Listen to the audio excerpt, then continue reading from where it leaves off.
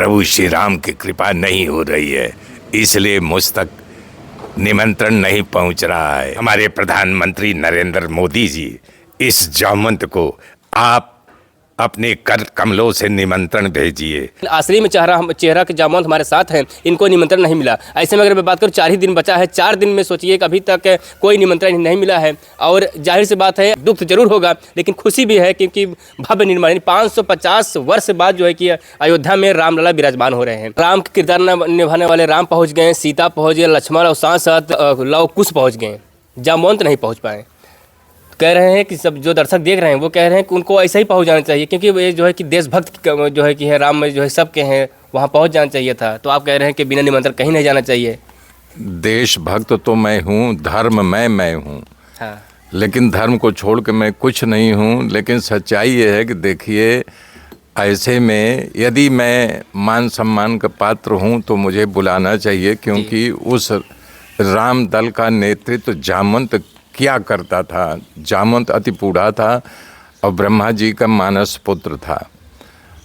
अब वहाँ जैसे मैं पहुँचूँ, अपने बारे में बताऊँ कि मैं जामवंत हूँ, तो अतिशयोक्ति होगा, ना एंट्री होगी, नहीं होगी, नहीं जा सकता। ऐसे में यदि आप लोग वहाँ पहुँचाएँ, सम्मानित ढंग से बुलाया जाऊँ तो अवश्य जाऊँगा। आशा उपेक्षा लेके मैं यही बैठा हूँ कि मैं वहाँ पहुँचूँगा।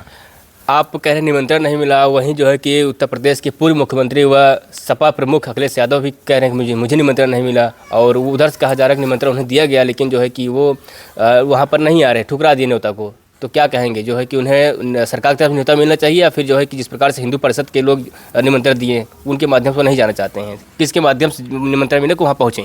बेटा, न मैं राजनीतिक हथकंडा अपना रहा हूँ, न किसी राजनीतिक दल का मैं जो है बिखबाद करना चाहता हूँ। उनका अपना मत है, उनकी अपनी जो है चेष्टा है, अपना प्रयास है।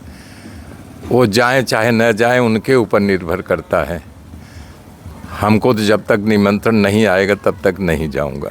आप रामायण में काम किए हैं, तो कहीं न कहीं आप राम जी से बात किए होते, जो राम के किरदार निभाए, अरुण गोविल जी से बात किए होते, या फिर जो सीता के किरदार निभाई थी, और वहाँ लक्ष्मण किरदार निभाए हुए थे, तो सब लोग वहाँ पहुँच रहे हैं। तो आपसे उनसे मुलाकात बातचीत नहीं हो रही है, फिर फोन वगैरह बात नहीं हुई? बेटा, बातचीत हो रही है। उनके बुलाने से काम नहीं बनेगा। जब तक सरकारी मशीनरी नहीं बुलाएगी, उनको तो बुलाई है तब गए हैं ना।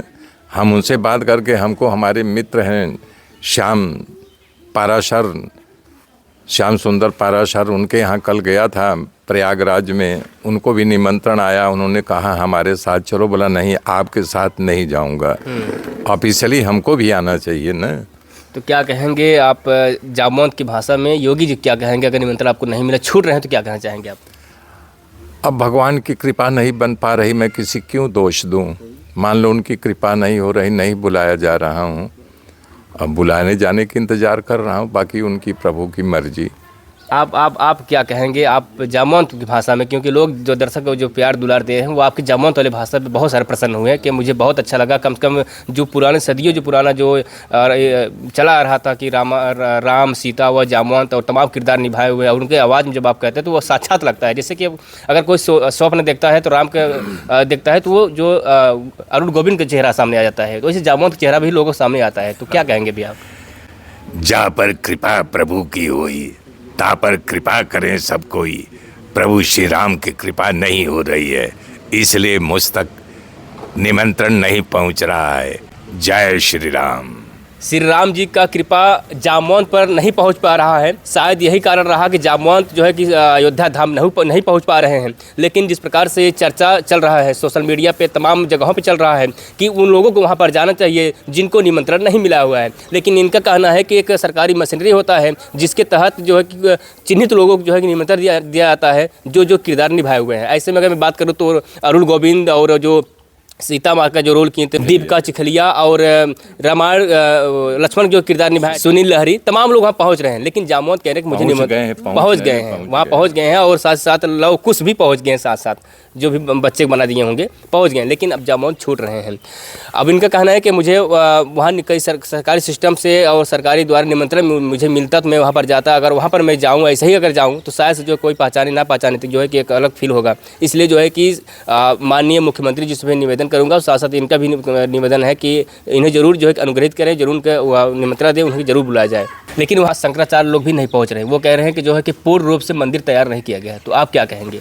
ये तो गलत है। मंदिर जब वहाँ निर्माण कर दिए, जब बनता रहेगा भवन से और उनसे लला के विराजमान से कोई अंतर नहीं होता है। प्राण प्रतिष्ठा मतलब जैसे गृह प्रवेश कर दो, पूरा घर नहीं बना है तो आप उसमें रसोई बना करके अपना गृह में प्रवेश करके पूजा पाठ करके घर बनता रहेगा। घर से और उनकी प्रतिष्ठा से कोई मतलब ही नहीं आता है। मंदिर बन गया है, बाकी बाहरी फाउंडेशन बनना है, बनता रहेगा ना। शंकराचार्य लोग कह रहे हैं कि राम मंदिर जो है कि मुद्दा है, और जो ये मोदी और योगी जो है कि मुद्दा बनाकर 2024 में प्राण प्रतिष्ठा कर रहे हैं। ये चुनावी जो है कि मुद्दा है, जिसकी वजह से लोग जीतते लगा चला आ रहे हैं, धर्म के नाम जीतते चले आ रहे हैं। तो शायद यही कारण रहा 2024 में लोकसभा चुनाव सामने है। चुनाव से पहले प्राण प्रतिष्ठा जो है कि 22 तारीख तय कर दिए हैं और तमाम लोग विरोध भी कर रहे हैं। ऐसा है, देखिए चुनावी मुद्दा मान लो अगर होगा तो भगवान की कृपा हुई है तब तो बनता जा रहा है ना। भगवान की कृपा नहीं होगी तो कभी नहीं बनेगा। लोग वहाँ पहुँचें कि नहीं, मंदिर का निर्माण भी नहीं होता। लोगों को इस दिमाग में, उनके दिल में धारणा आनी चाहिए यार, 500 सालों से जो संघर्ष चल रहा है, न जाने कितने कत्ल हुए हैं, कितने खून खराबा हुए हैं, वो समय आ गया है।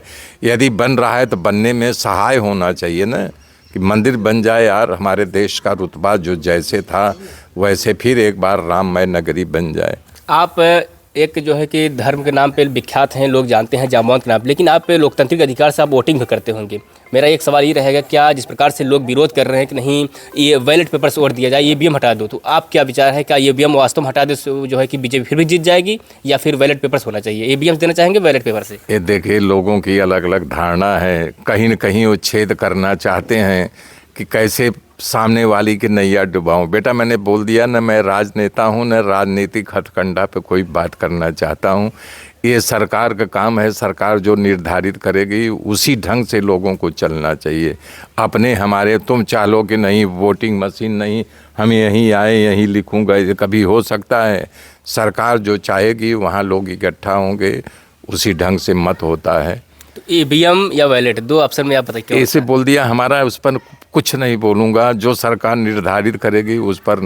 आप सरकार से नाराज हैं? प्रधानमंत्री और नरेंद्र मोदी से और राज्य के मुख्यमंत्री योगी से नाराजगी जताए रहे हैं, नहीं जता रहे? जिस प्रकार से आपको निमंत्रण नहीं दिया जा रहा, क्योंकि आप उतना हकदार हैं। नहीं, नाराजगी क्यों जाए? नहीं बुलाए, मान लो किसी कारण से मैं छूट रहा हूँ या उनके नज़र में मैं नहीं आया हूँ, मैं तो कह रहा हूँ भगवान की कृपा होगी तो अपने आप बुला लेंगे।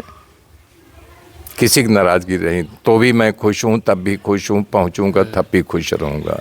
तब भी खुश हैं और आज भी खुश हैं। अगर निमंत्रण मिला फिर भी खुश हैं, नहीं मिला फिर भी खुश हैं, क्योंकि हम जो है कि ये विख्यात है, पूरे देश में इनका चर्चा चल रहा है जामौन के नाम से। तमाम लोग दूसरों को चेहरा दिखा के जामौन बना दे रहे हैं, लेकिन असली में चेहरा के जामौन हमारे साथ हैं, इनको निमंत्रण नहीं मिला। ऐसे में अगर मैं बात करूँ 4 ही दिन बचा है, 4 दिन में सोचिए कि अभी तक कोई निमंत्रण नहीं मिला है। और जाहिर सी बात है, अगर निमंत्रण मिलेगा या ना मिले तो दुख तो जरूर होगा, लेकिन खुशी भी है, क्योंकि भव्य निर्माण 550 वर्ष बाद जो है कि अयोध्या में रामलला विराजमान हो रहे हैं।